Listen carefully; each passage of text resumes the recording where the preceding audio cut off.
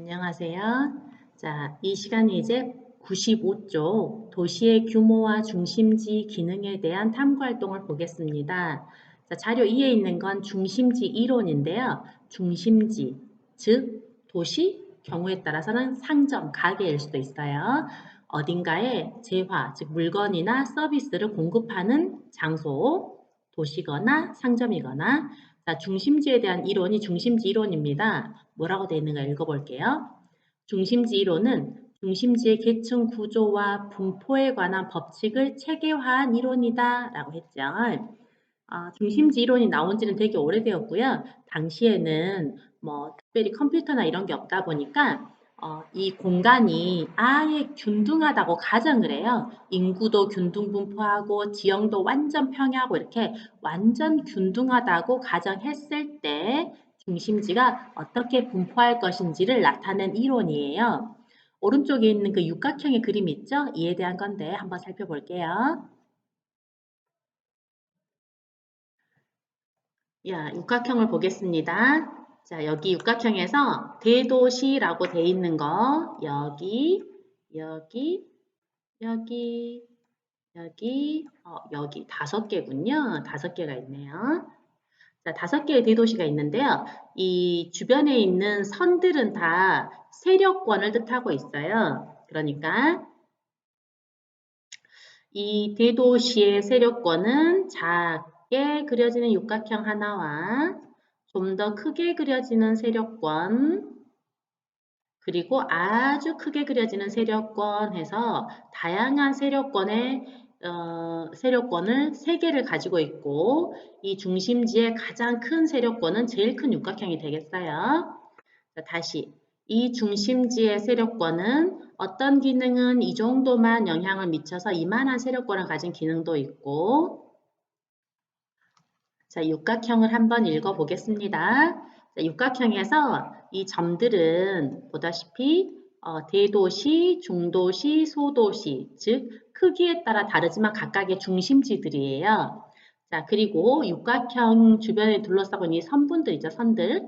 이 선들은 어떤 서비스의 그 세력이 서비스가 미치는 범위의 경계선을 보여주고 있는 거예요. 자, 그러니까 다시 보면 이 중심지는 큰 중심지인데 이 중심지가 가진 기능은 되게 다양해요. 되게 다양한데 어떤 기능, 예를 들면 이거를 대도시로 보면 좀 헷갈리니까 상점으로 볼까요? 가게로? 가게로도 봐도 괜찮거든요. 그러면 고차 중심지를 백화점 이렇게 생각하고 그리고 소도시를 구멍가게 이렇게 작은 가게 이렇게 생각해도 괜찮아. 가게로 보는 게 좀 더 익숙하니까. 병원으로 따지면 대도시에 해당하는 고차 중심지는 종합병원, 소도시에 해당하는 작은 중심지는 개인병원 이렇게 생각하면 돼요. 내과의원 이런 거. 자, 그럼 봐봐. 자, 백화점, 고차 중심지인 백화점에는 우유도 팔고 옷도 팔고 가구도 팔죠. 자, 백화점이 가진 기능 중 우유를 판매하는 기능은요. 이렇게 세력권이 조금밖에 안 돼요. 먼 지역에서 우유 사러 이 백화점으로 오진 않아. 그렇지만 백화점이 가진 기능 중에 옷을 파는 기능도 있어요. 옷을 파는 기능은 이것보다 좀 더 멀리까지 영향을 미쳐서 좀 더 큰 세력권을 가지고 있고 그리고 백화점이 가진 기능 중 예를 들면 명품을 판매한다거나 가구를 판매하는 기능은 훨씬 더 멀리에서 그거 사겠다고 멀리서 오기도 하겠죠. 세력권이 되게 크게 있어. 결국 백화점 하나는 다양한 기능을 가지고 있고 그에 따라 다양한 세력권을 가지고 있고 아주 큰 육각형을 가지고 있다는 건 백화점의 세력권이 아주 크다는 뜻이 되는 거예요. 자, 그에 비해 중도시는 볼까요? 자, 중도시는 여긴데 자, 중도시를 중심으로 해서 그려진 육각형은 하나, 둘, 2개 그리면 끝이야. 즉, 백화점이 가지고 있는 것과 같은 육각형의 크기 작은 걸 가지고 있는 걸로 봐서 백화점이 가지고 있는 우유 판매하는 기능을 이 작은 중도시도 우유 판매하는 기능을 가지고 있나 봐. 그리고 또 백화점이 가지고 있는 그 다음 2번째 크기의 육각형을 가지고 있는 걸로 봐서 이 중도시에도 그 정도의 기능은 가지고 있나 봐요. 자, 그렇지만 백화점이 아주 큰 육각형, 그러니까 엄청난 세로권을 가지고 있는 기능이 하나 더 있는 데 비해서 이 중도시에는 그 기능은 없어서 육각형이 중간 크기 육각형에서 끝나버렸어요. 그러니까 기능이 좀 다양하지 않고 세로권이 아주 넓지는 않죠. 소도시를 볼까요? 자, 소도시는 여기 있죠. 자, 소도시를 중심으로 그려진 육각형은 작은 육각형 하나밖에 없어. 따라서 이 소도시는 대도시가 가진 기능 중에 가장 작았던 기능과 같은 형태의 작은 기능 하나밖에 없어요. 그리고 그 외에 다른 기능은 없는 거야. 그래서 아래 정리를 하면 자, 대도시는 중심 지수가 개수가 하나, 둘, 셋, 넷, 에이, 5개인데 쌤이 잘못 적었죠? 자, 아무튼 이 정도밖에 없고 소도시는 엄청 많아. 엄청 많아요. 엄청 되게 많죠? 그래. 자, 그러니까 중심지 간의 간격도 어떻게 되겠어요? 대도시 간의 간격이 이만큼이나 멀죠? 반면 소도시는 소도시와 소도시의 간격이 별로 안 멀지. 그래서 중심지 간의 간격은 대도시는 멀고 소도시는 가깝다 이렇게 하는 거예요. 자, 배우지의 면적. 자, 배우지의 면적이 대도시는 이만큼이나 넓은 면적을 가지고 있는 데 비해서 소도시는 되게 이만큼이나 좁은 면적을 가지고 있더라 이랬죠? 육각형으로 그려야 되는데 쌤이 쉽게 네모로 그린 거야. 자, 그리고 중심지의 종류도 어땠더라?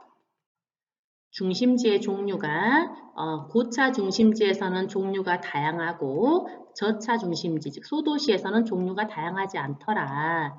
이거는 각각의 중심지가 가지고 있는 다양한 형태의 육각형을 통해서 어떤 기능이 얼만큼 있는지를 추론할 수 있더라 그랬어요. 소도시를 중심으로 한 육각형이 작은 거 하나밖에 없으니까 기능이 다양하지 않고 배우지의 면적도 좁다. 반면 대도시는 기능이 아주 다양하고 그 영향권이 굉장히 멀리까지 그 영향이 미치더라. 배우지의 면적이 넓다. 이렇게 하는 건데요. 자, 그런데 제가 여기에서 배우지의 면적은 재화의 도달 범위와 유사하다라고 적어놨죠. 재화의 도달 범위라는 말을 여러분이 처음 접했을 텐데요. 재화, 물건을 판매하는 물건, 재화가 도달하는 범위, 즉 물건이 팔릴 수 있는 범위, 어떤 중심지에서 판매하는 물건이 도달하는 범위라는 것은 중심지에 세력이 미치는 범위란 뜻이니까 그 배후지의 범위라는 말하고 비슷한 말이거든요. 그래서 배후지의 면적이 곧 재화의 도달 범위 면적이다 라고 보면 돼요. 자, 대도시는 배후지가 넓은 만큼 재화의 도달 범위도 넓고 소도시는 배후지가 좁으니까 실제 소도시에서 판매하는 물건이 영향을 미치는 범위, 물건이 팔릴 수 있는 범위도 좁게 나오겠죠? 소도시는 재화의 도달 범위도 좁다 이렇게 해석합니다. 자, 그럼 그 아래에 있는 자료 3번을 볼까요? 대구와 주변 도시의 인구 및 서비스 기능에 대한 건데요. 자, 여기 경상도예요. 경상도에서 저기 영남지방이죠. 영남지방의 광역시인 대구가 있어. 자, 대구의 인구는 거의 250만 명 정도 돼요. 광주보다 한참 많죠? 광주는 140만 명 정도 되니까 광주 150만 명? 대구는 250만 명. 자, 되게 큰 도시입니다. 반면 거기서 조금 한 칸 건너뛴 구미시는 42만 명, 그 바로 위에 있는 상주시는 약 10만 명 정도 되죠. 그래서 대구가 제일 크고 그 다음에 구미, 상주가 제일 작은데요. 면적은 다들 좀 비슷비슷하죠. 자, 그런데 서비스 사업체 수가 오른쪽에 나와 있어요. 자, 대구광역시는 보다시피 금융 및 보험 관련 서비스건 사업 지원 서비스건 그 어떤 서비스건 진짜 많아요. 그런데 구미시는 그보다 적고 상주시는 더 적지. 그래서 대구광역시는 굉장히 다양한 기능을 많이 가지고 있으니까 대도시구나. 기능이 다양하면 대도시죠. 그리고 구미시가 그 다음 상주시는 제일 적은 기능밖에 없으니까 가장 작은 도시 소도시구나 라는 것을 역으로도 추론해서 볼 수 있잖아요. 자, 그럼 그 아래 질문 보죠. 자료 2를 참고하여 고차 중심지와 저차 중심지의 특징을 정리한 다음 표에 기억 미음을 채워보자 했었죠. 자, 기억에 들어갈 말은 자, 고차 중심지와 저차 중심지가 있다면 중심지의 수는 저차 중심지가 더 적고 배우지의 면적은 훨씬 더 넓고 그죠? 그리고 중심지의 간격은 더 멀고 중심지 간의 간격이 더 멀죠. 그럼 저차 중심지는 이것의 반대겠죠. 중심지의 수가 더 많고 배우지의 면적은 좁고 중심지 간의 거리는 더 가깝다. 이렇게. 다음 자료 2번. 자, 자료 2를 참고하여 자료 3의 도시 인구 규모에 따라 제공되는 서비스 기능을 비교해보자 그랬죠. 아까 그 육각형의 그림을 통해서 참고해서 보면요. 자료 3에서 봤을 때 도시 인구 규모가 큰 대구광역시는 대도시죠. 대도시로서 제공되는 서비스는 다양하다. 이러면 되겠고 인구 규모가 작은 상주시는 소도시로서 제공되는 서비스의 종류도 적다, 다양하지 않다. 이렇게 하는 겁니다. 자, 다음 페이지 96쪽 우리나라의 도시 발달에 대한 겁니다. 자, 우리나라의 도시는 인구 규모에 따라 대도시 그리고 중소도시 이렇게 구분을 하는데요. 시기에 따라서 이런 성장은 차별적으로 성장해 왔어요.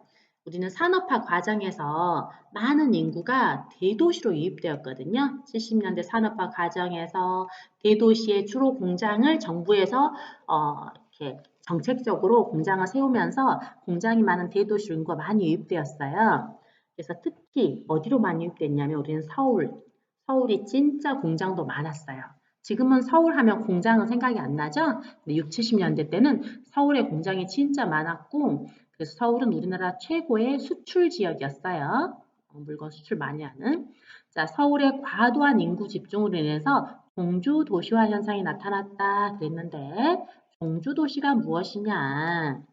1위 도시의 인구 규모가 2위 도시 인구의 2배 이상 되는 도시가 종주도시다 그랬죠. 그래서 1위에 해당하는 도시가 너무너무 큰 경우를 종주도시라 그래요. 부산 2위인 부산과 차이가 많이 난다는 뜻이죠. 자, 그리고 이제는 서울에 있는 인구가요, 외곽으로 이렇게 많이 확산이 되면서 서울의 영향력이 아주 넓어져 버렸어요. 이게 대도시의 세력권이 넓어졌다 해서 대도시권이 광역화되었다라고 합니다. 자, 그러다가 이제 차츰차츰 부산, 대구, 인천, 대전, 광주도 인구가 많이 증가했고요. 이들 지역도 대도시권의 확대가 나타났어요. 70년대 이후에는 수출 위주의 공업화 정책이 추진되면서 그 해외랑 연결이 좀 더 수월하다고 여겨지던 남동 임해 지역, 부산 근처예요. 남동 임해 지역에 70년대 이후에는 남동 임해 지역의 항구를 중심으로 공업이 발달하게 되었는데요. 자, 남동 임해 지역이란 포항, 울산, 진화, 창원, 광양, 여수까지 여기를 남동 임해 지역이라 그래요. 그 지역의 공업도시가 발달했습니다. 자, 최근에는 대도시가 너무 이렇게 밀집되어 있어서 막 주택도 부족하고 막 이러니까 정부 차원에서 대도시의 과밀화를 완화하기 위한 인구 분산 정책을 시행하고 있죠. 그래서 서울에 집중돼 있던 각종 기능들을 지방으로 이렇게 옮기거나 그러고 있어요. 자, 서울, 부산과 같은 대도시 주변에는 신도시와 위성도시가 빠르게 성장하였고 이와 더불어 지방의 중소도시는 인구가 정체되거나 감소하는 현상이 나타나고 있죠. 이처럼 우리나라의 도시 발달에는 대도시, 공업도시, 위성도시의 성장이 두드러짐을 알 수 있다. 그래요. 여기에서 이제 제가 설명한 거랑 약간 이제 초점이 약간 어긋난 면이 좀 있었죠? 다시 말하면요. 정부가 대도시의 과밀화를 완화하기 위해서 그 대도시에 있던 여러 기능들을 주변 지역으로 이렇게 옮겼어요. 그러면서 이 대도시 주변 지역에 신도시와 위성도시가 빠르게 성장을 했죠. 서울 옆에 있는 뭐 일산 신도시, 분당 신도시 막 걔네들이 빠르게 성장했어요. 그런데 얘네들도 어차피 서울 옆에 있고 어차피 부산 옆에 있잖아요. 그러다 보니까 어차피 서울 권역, 부산 권역이 빠르게 성장하면서 지방 중소도시는 인구가 정체되거나 감소되는 현상이 나타나기도 했죠. 자, 이런 것이 말하자면 2000년까지 두드러진 현상이었어요. 그런데 진짜 최근 2020년, 2010년 이후 자, 진짜 최근에는요. 이러한 문제를 해결하기 위해서 정부에서 아예 서울권과 부산권이 아닌 곳으로 주요 기능을 많이 이전시켰죠. 그래서 지방에다 혁신도시도 만들고 그리고 정부 부처도 세종시로 옮겨버리고 이렇게 했잖아요. 그래서 지금 지방을 살리기 위한 노력을 진행하고 있습니다. 자료 4번에 인구 증가에 따른 도시 순위 변화를 한번 보시죠. 자, 이 자료는 보다시피 1960년부터 2015년까지의 자료예요. 자, 1960년 서울의 인구는 이만큼이었네. 그쵸? 이만큼이었네. 한 250만 정도였죠. 그리고 부산의 인구는 100만을 조금 넘어서 110만 정도가 부산의 인구였나 봐. 그랬던 인구가 노란색, 즉 1980년이 되면서 인구가 봐요. 60년에서 80년, 20년 사이에 서울의 인구가 800만이 넘었어. 부산의 인구는 증가해서 약 300만 정도가 되었죠. 자, 그리고 현재 2000년, 2015년 서울의 인구는 지금 1000만 정도에 있어요. 서울의 인구는 1000만이라고 보면 돼. 자, 부산의 인구는 현재 한 350만 정도라고 보면 됩니다. 그러니까 서울의 인구는 1000만인데 부산의 인구는 350만 밖에 안 되니까 1등 도시인 서울이 2등 도시인 부산보다 인구가 2배를 넘어섰죠. 2배를 넘어서게 되면 이런 도시를 종주도시라고 하고 이런 도시가 나타나는 이 나라의 도시체계를 종주도시체계라고 합니다. 자, 그럼 1등과 2등은 예나 지금이나 변함이 없어요. 1등 서울, 2등 부산. 그럼 3등은 어떤가요? 3등은 보니까 3등은 예전에 대구였어. 3등 여기 쭉 보이죠? 3등 이렇게 3등 이렇게. 자, 3등을 보니까 대구였지? 근데 2015년에는 누구로 바뀌었어요? 인천으로 바뀌었지. 그래서 대구가 내내 3등이다가 이제는 몇 등이 되었어요? 이제는 보다시피 대구가 4등이 되었어요. 자, 그럼 5등은 누구였냐? 예전에는 광주였어. 그런데 이제는 대전이야. 그쵸? 자, 그리고 6등은 대전이었다가 이제 광주죠. 그래서 대전과 광주가 바뀌고 인천과 대구가 바뀌고 그랬네요. 자, 7등은 되게 엎치락뒤치락이 되게 많아요, 뒤쪽은. 그래서 60년대는 7등부터가 누구였냐면 전주, 마산, 목포, 수원. 자, 수원은 금값다 하겠는데 전주, 마산, 목포가 막 순위 안에 있었어요. 근데 막 변해가지고 지금은 순위 안에 들어있는 지명을 봤더니 수원, 울산, 창원, 고양이야. 자, 수원은 경기도에 도청이 있는 곳이고요. 울산은 광역시죠. 창원 같은 경우도 창원시, 마산시, 진해 여기 세 개가 합쳐지면서 통합 창원시가 돼서 인구가 확 커졌어요. 고양시는 어디냐면 일산 신도시가 있는 곳이 고양시예요. 그러니까 서울 바로 옆이죠. 그렇게 해서 서울 바로 옆, 즉 경기도 지역인 수원과 고양이 빠르게 성장해서 순위 안에서도 높은 순위를 차지하고 있는 편이네요. 여러분, 수도권이라는 말이 무슨 말일까요? 자, 수도권이란 수도 서울의 세력권이란 뜻이겠죠. 자, 수도권이란 수도 서울의 세력권. 그러면 수도권은 서울과 그 옆에 있는 인천과 경기도 여기를 수도권이라고 합니다. 자, 그럼 이 지도에서 수도권에 있는 도시가 몇 개인가 볼까? 자, 서울 이제 2015년 거만 봤을 때 서울 하나, 그다음에 인천, 그리고 경기도에 있는 게 수원, 고양 해서 수도권 도시는 4개. 그럼 경상도 있죠? 영남권 도시는 어떻게 됐나 볼까? 자, 영남권 도시는 자, 빨간색으로 영남권 도시는 부산, 대구, 그리고는 울산과 창원에서 영남권 도시도 4개나 되잖아. 그쵸? 수도권 10위 안에 있는 도시 중에 수도권이 4개, 영남권이 4개. 야, 그럼 벌써 8개니까 10위 중에 2개밖에 안 남은 거죠? 결국 충청권에서 대전, 그죠? 그 다음에 광주권에서, 전남권에서 호남권에서 광주 이렇게 해가지고 그렇구나. 역시 우리나라는 수도권과 영남권에 도시가 집중되어 있구나. 서울, 부산 양축의 도시가 집중되어 있구나 라는 걸 알 수 있어요.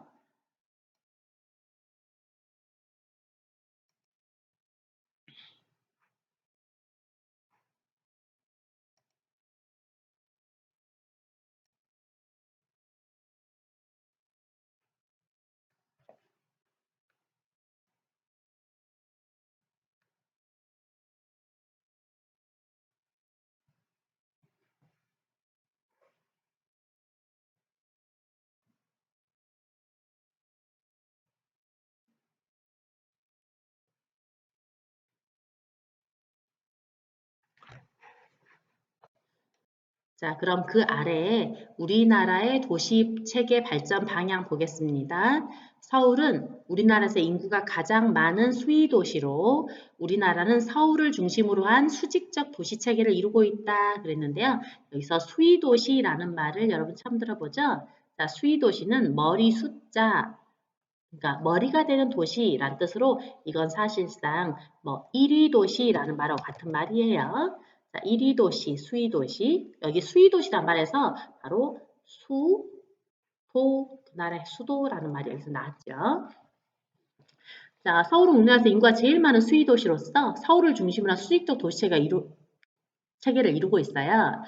그러다 보니까 지방 도시끼리는 교류가 그렇게 많지는 않아. 그래서 대부분이 지방 도시가 서울로 이렇게 직접 연결되는 그런 교통망이 발달돼 있을 정도로 서울에 대한 의존도가 되게 높아요. 자, 정부는 이러한 수직적 도시 체계를 완화하고 지역 간 균형 있는 도시 체계를 조성하기 위해 공공기관을 이전해서 혁신 도시를 건설한다거나 지방에 있는 중심 도시를 육성해야겠다 그러면서 중추도시 생활권 뭐 이런 것을 만들어서 육성한다거나 하는 노력을 기울이고 있습니다. 이 중에서 혁신도시라는 말이 엄청 중요하죠. 자, 교통통신의 발달로 도시 간 상호 교류가 증가하면서 전 세계적인 도시 계층 구조도 형성되고 있는데요. 따라서 급격한 세계화와 정보의 흐름 속에서 우리나라는 범세계적, 국가적, 지역적 차원의 도시 체계를 연계하여 앞으로의 변화에 대처할 필요성이 있다네요. 자, 또한 세계 도시 속에서 서울의 위상을 높이기 위하여 국제 경쟁력을 높이기 위한 방안도 필요할 것 같아요. 자, 그럼 자료 5번에 있는 내용 잠시 볼까요? 아까 봤던 자료 4번에 있는 거랑 크게 다르지 않은 것처럼 느껴져요. 자, 70년대 우리나라 도시는 보다시피 서울 하나 엄청 크게 있죠. 그리고 그 다음에 부산, 대구, 막 이렇게 인천, 광주, 목포도 그땐 컸어 이거야. 70년대는. 그런데 2015년 현재 서울 엄청나게 커졌을 뿐만 아니라 서울 주변에 어찌나 많은 도시들이 있는지 막 다 겹쳐버렸죠. 그리고 부산권에 또 이렇게나 많은 도시가 있게 되었어요. 그렇게 해서 현재는 서울과 부산 중심으로 도시 성장이 이루어졌고 목포는 남들 다 성장하는데 별로 성장하지 못했죠. 그래서 순위가 많이 밀리게 되었습니다. 탐구 활동에 있는 질문을 보면요. 먼저 1번이 있는데 자료 4와 자료 6을 보고 우리나라 도시화 과정의 특징을 설명해 보자 그랬습니다. 자, 그럼 자료 4와 자료 6을 지금 화면에 띄워놨죠? 보다시피 우리나라 도시화는 60년대 이후 빠른 형태의 도시화가 진전되었고 그 도시화 과정에서 서울 그리고 부산을 중심으로 한 도시가 빠르게 성장했다. 서울을 중심으로 한 수도권 지역과 남동 이내 공업 지역을 중심으로 해서 빠른 성장이 있었다. 그러다 보니까 지방 중소도시와의 격차는 더욱 커졌다라고 보면 되겠죠. 특히 한 개의 특별시의 인구가 전체 인구의 무려 5분의 1을 차지할 만큼 특정 도시로의 인구 유입이 가속화되어서 종주 도시화 현상이 심해졌다. 이렇게 할 수 있어요. 그리고 이번 문제는 시외버스 운행 횟수에 따른 도시 계층 체계를 설명해 보자라고 했는데요. 자, 보니까 시외버스 운행 횟수의 가장 큰 거는 지금 수치가 3,000회까지밖에 안 나와 있어서 그렇지 좀 더 크게 했으면 아마 서울이 더 컸을 것도 같아요. 아무튼 서울이 그 운행 횟수도 많고 다른 지역과 연결하는 라인에서 굉장히 두꺼운 라인들이 사방으로 뻗어 있죠.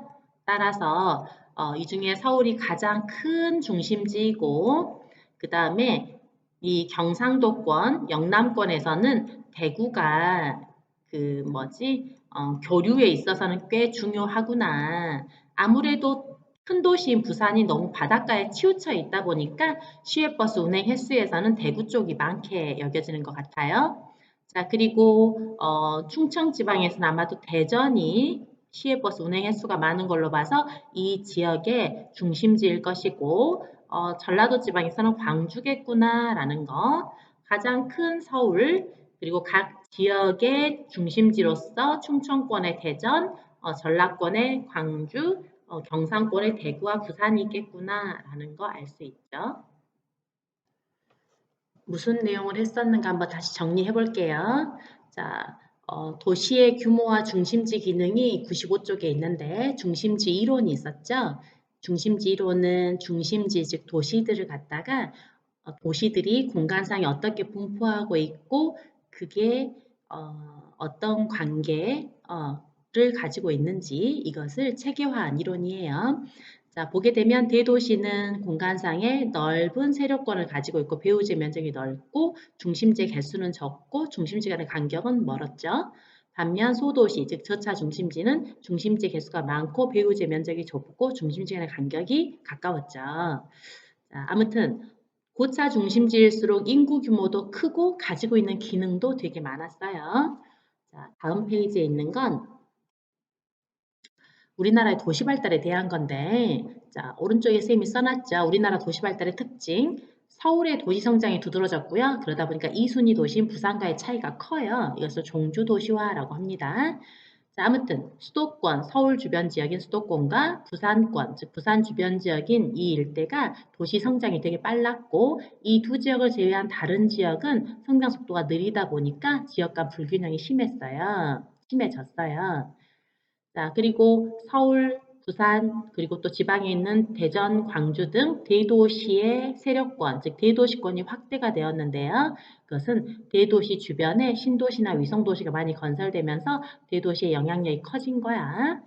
자, 그 다음 도시 간 상호작용을 보면 도시 체계를 알 수 있는데요. 예를 들면 이렇게 시외버스 통행량이라든가 시외 전화 통화량 이런 것이 도시 간 상호작용을 보여주는 자료인데요. 그 자료를 보게 되면 이 도시의 세력은 어디까지겠구나, 어느 정도로 큰 도시구나 라는 것을 대충 알 수 있어요. 그래서 누가 큰 도시이고 누가 작은 도시인지를 통행량을 보면 알 수 있죠. 자, 그리고 균형 있는 도시 발전을 위해서 현재 혁신 도시를 건설한다거나 중추도시 생활권을 육성한다거나 하면서 지금 수도권과 비수도권 간의 격차를 완화하기 위한 노력을 현재 하고 있습니다. 자, 오늘 수업은 여기까지 하겠습니다.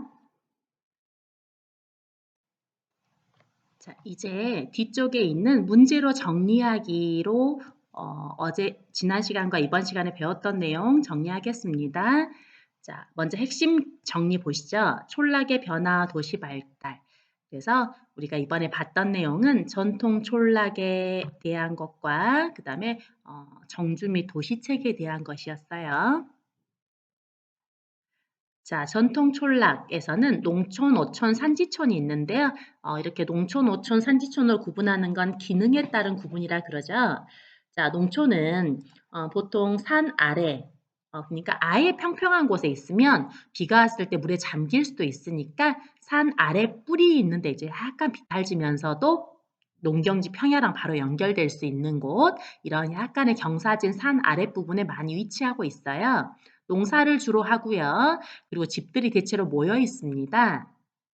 자, 모여있는 집을 집촌이라고 하죠. 집촌을 형성하고 있고요. 자, 어촌은 항구에 밀집되어 있는데 어촌은요 대부분 어업만 하지 않고 농사도 하면서 어업도 하는 경우가 많아요. 그것을 반은 농사, 반은 어업해서 반농 반어촌이라고 합니다. 자, 산지촌은 산지에 있는 건데요. 밭농사, 임산물, 채취, 목축업 등 사실 산지촌은요 기능이 되게 다양하죠. 그리고 산지촌은 대부분 산촌을 형성하고 있어요. 그래서 촌락은 기능에 따라서는 농촌, 어촌, 산지촌으로 그리고 형태에 따라서는 산촌과 집촌으로 구분할 수 있죠. 자, 농촌에 집촌이 많다는 거지 다 집촌이란 뜻은 아니에요. 자, 집촌은 어떤 곳에 만들어지냐면 집들이 이렇게 모여 있는 거잖아요. 집들이 모여 있는 건 협동에는 좋겠지만 농경지까지는 이렇게 멀어요. 즉 집과 농경지가 분리되어 있는 게 집촌이에요. 그래서 노동력 투입이 약간 비효율적일 수 있지만 협동에는 되게 좋잖아요. 그래서 집촌을 이루는 이유는 협동의 필요성이 큰 곳. 예를 들면 벼농사 지역이어서 저수지라든가 강을 중심으로 한 수리시설 확충이 필요하고 이것은 협동이 필요한 거잖아요. 그래서 벼농사 지역이라든가 혹은 국경이어서 방어의 필요성이 큰 곳이었다던가 혹은 역사가 너무 깊다 보니까 자손 많은 데 살다 보니 이렇게 마을들이 모인 집촌을 조상 숭배와 관련해서 집촌을 형성하기도 해요. 자, 그럼 반대로 협동의 필요성이 적은 곳 그리고 역사가 짧은 곳 이런 곳은 비록 농사를 짓더라도 집이 흩어진 산촌을 이루기도 합니다. 산촌은 을에 자기 농경지에 자기 집이 있다 보니까 노동력 투입은 되게 효율적인 면이 있죠. 자, 그다음 촌락의 변화 보시죠. 자, 촌락 중에서는요. 도시가 커짐에 따라서 도시와의 거리가 가까워지게 된 결과적으로 자, 도시 근교 지역이 있어요. 자, 도시 근교 지역은 도시민을 상대로 하는 상업적인 농업이 많이 확대되었고요. 그리고 원래 있던 촌락에 도시의 팽창으로 나타나는 도시 경관이 섞어져 있기도 하죠. 그리고 도시 근교가 아니더라도 옛날에 비해서 우리나라는 어디든 기계화가 많이 진전되었고 농촌의 노동력도 부족하고 하니까요. 그리고 비닐하우스 등의 시설 재배가 증가하면서 계절과 상관없이 농사를 짓게 되었는데 이처럼 자본과 노동력 투입을 많이 하는 것을 집약적이라고 해요. 그래서 집약적 토지 이용을 많이 하고 있습니다. 다음에 두 번째, 우리나라의 정주 체계.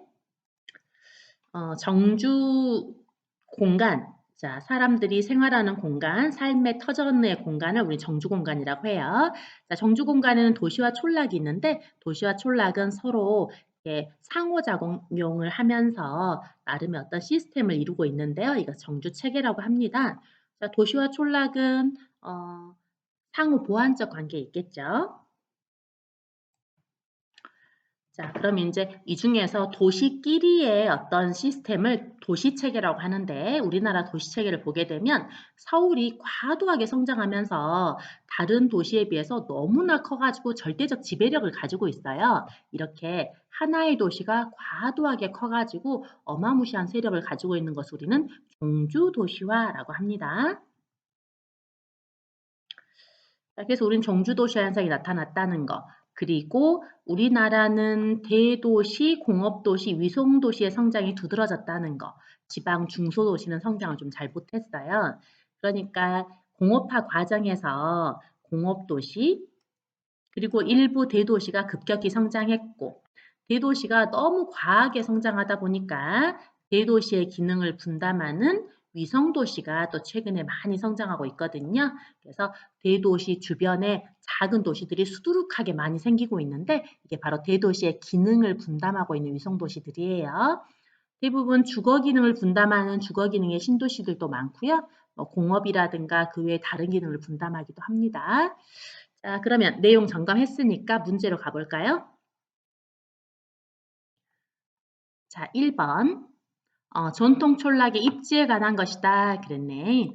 자, 전통 촌락에서는 물을 구할 수 있는가? 혹은 교통이 편리해서 상업하기에 적당한가? 혹은 방어에 유리한가? 등의 요건들이 있을 수 있죠. 자, 물과 관련해서는요. 물을 얻을 수 있는 곳인가? 물을 피할 수 있는 곳인가? 즉, 어느 곳은 이 일대가 물이 너무 귀해. 그래서 물이 있는 곳에 집들은 모일 수밖에 없어. 이게 용수 확보 때문에 취락이 있는 거겠죠? 반면 반대로 이 일대는 물이 너무 흔해.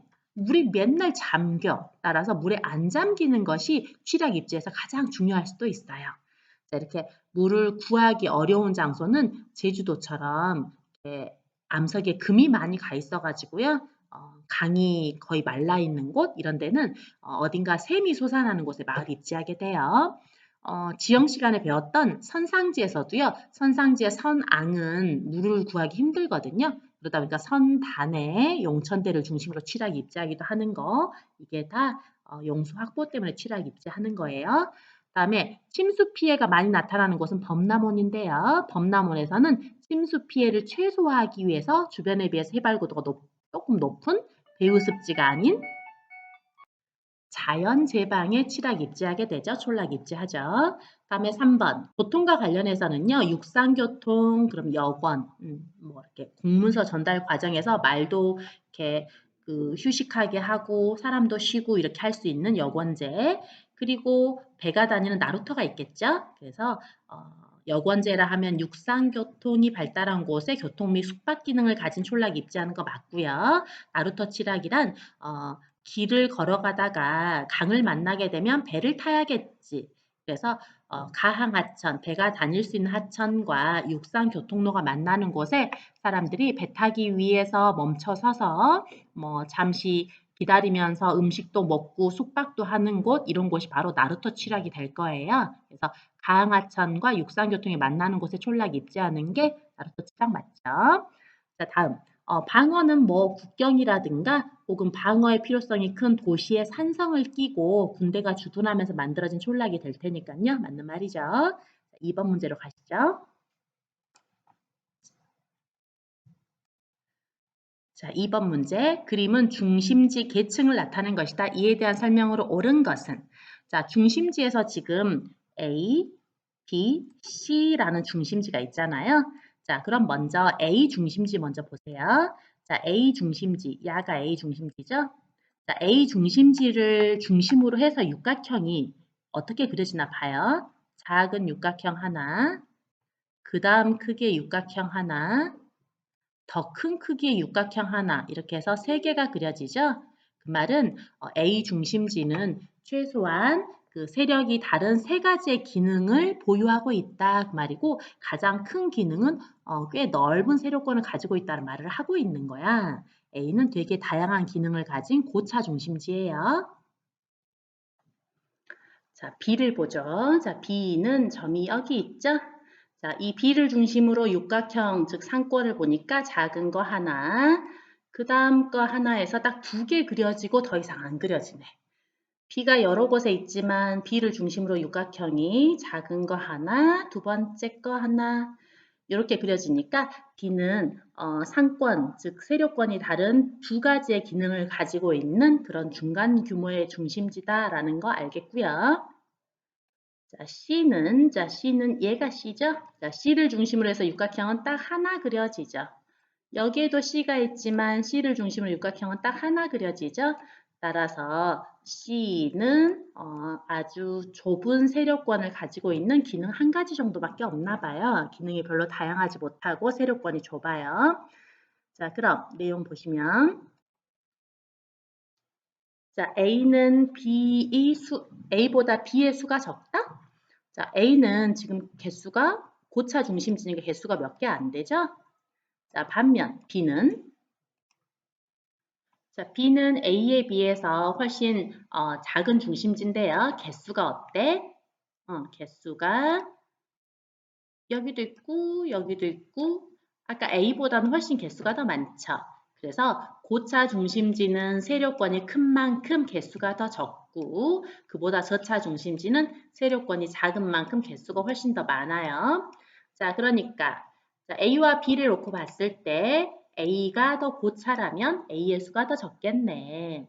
A와 B로 봤을 때 A가 더 고차라면 A의 배우지 면적이 더 넓겠네. 2번 맞겠죠? 자, B와 C가 있다면 B가 더 고차죠. 그러면 B는 기능이 더 많겠네 라고 해야 되죠. 자, 적겠네가 아니라 많겠네라고 해야 되고 그리고 B와 C가 있다면 역시나 B가 더 고차죠. 자, B가 더 고차라면 B는 물건, 이게 재화예요. 자, 재화란 판매하는 물건이란 뜻이고 재화가 도달하는 범위, 즉 물건이 팔리는 범위란 뜻으로 이 말은 곧 상권이란 뜻이에요. 자, 재화의 도달 범위는 상권 혹은 세력권이란 뜻이니까 결국 B가 더 고차니까요. C보다는 B가 더 상권 및 세력권이 더 넓어서 재화의 도달 범위가 더 넓다라고 해야겠죠. 자, 그 다음 C하고 A가 있다면 당연히 C가 더 작죠. 자, 작은 중심지는 개수가 훨씬 많으니까 중심지 간의 거리가 더 가까워요. 자, 그래서 A는 B보다 수가 더 A가 더 적잖아요. 그래서 A보다 B의 수가 더 많다라고 해야 되고, 자, 그렇게 해서 답은 2번.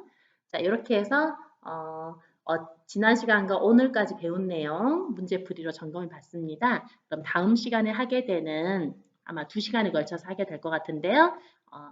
그 4단원의 두 번째 거 하게 되면 시험 범위가 끝나겠네요. 자, 다음 시간에 봐요.